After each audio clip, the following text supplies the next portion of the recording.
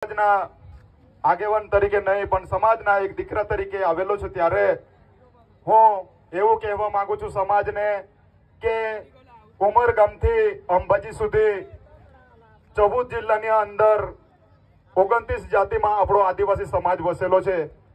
1.1 કરોડ ને 30 લાખ જેટલી આપણી વસ્તી છે। ત્યારે વિશ્વ આદિવાસી દિવસ આવો વિશ્વની અંદર ઉજવાતો હોય ત્યારે હું વિનંતી કરું છું કે સરકારી કેલેન્ડરની અંદર 9 ઓગસ્ટ વિશ્વ આદિવાસી દિવસને સરકારી જાહેર રજા કરવામાં આવે। મારા સાથીઓ, આ દેશના મૂળ માલિક કોણ? આ દેશના મૂળ માલિક આપણે છે। આદિ અનાદિ કાળથી આપણે આ દેશમાં વસવાટ કરીએ છીએ। જેટલા પણ પ્રજાતિઓ આવી એ પ્રજાતિઓ પછી છે આપણે દેશના મૂળ માલિક છે। પણ બહુ દુઃખ સાથે કહેવું પડે, જ્યારે ઇતિહાસ બતાવવામાં આવ્યો ત્યારે 7મી સદીથી જ ઇતિહાસ બતાવવામાં આવ્યો અને 7મી સદીની અંદર આર્યોની પ્રજાતિ આવી। એના પછી સમયાંતરે પોર્ટુગીઝો આવ્યા, આર્ય આવ્યા, ડચ આવ્યા, અંગ્રેજ સલ્તનત આવ્યા, એમનો ઇતિહાસ બતાવવામાં આવ્યો। પણ મારા સાથીઓ, એ 7મી સદી પહેલા આપણે દેશના મૂળ માલિક હતા। આપણે આદિવાસીઓ રાજ કરતા હતા। અલગ અલગ વિસ્તારોમાં રાજા રજવાડો હતા અને જેટલી પણ પ્રજાતિ આવી એમના આપણે બાપ હતા। બાપ કોણ હતા? આદિવાસીઓ બાપ હતા।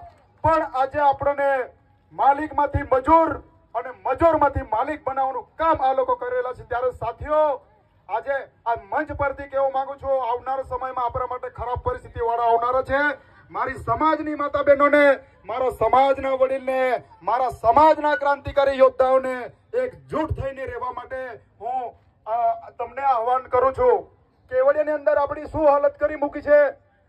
કેવડિયાની અંદર મોટી મોટી મૂર્તિઓ બનાવી, આટલા બધા મારા વિસ્થાપિતો અહીંયા પણ મારા સમાજના લોકો વસે છે। આજે પણ એમને જે મળવું જોઈતું હતું એ આજ દિન સુધી મળ્યું નથી। ત્યારે એ લોકો પણ આજે રડી રહેલા છે। ત્યારે આ લડાઈ આપણે બધા એકજૂટ થઈને આપણે લડવાની છે।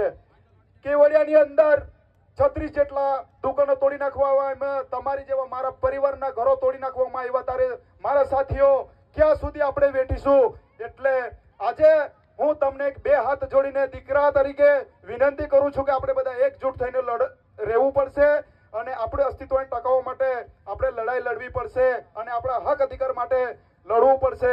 આજે મને અહીંની જે સમિતિએ, અહીંની જે યુનિયને ખૂબ સરસ આયોજન કરેલું છે વિશ્વ આદિવાસી દિવસ નિમિત્તે, ત્યારે મને અહીંયા બોલવાની તક આપી છે। ત્યારે મારા સમાજના તમામ યુવાનો, વડીલો, માતા બહેનો, ભૂલકાનો હું હૃદયથી ખૂબ ખૂબ આભાર વ્યક્ત કરું છું। જય આદિવાસી, જાગો આદિવાસી, જાગો આદિવાસી।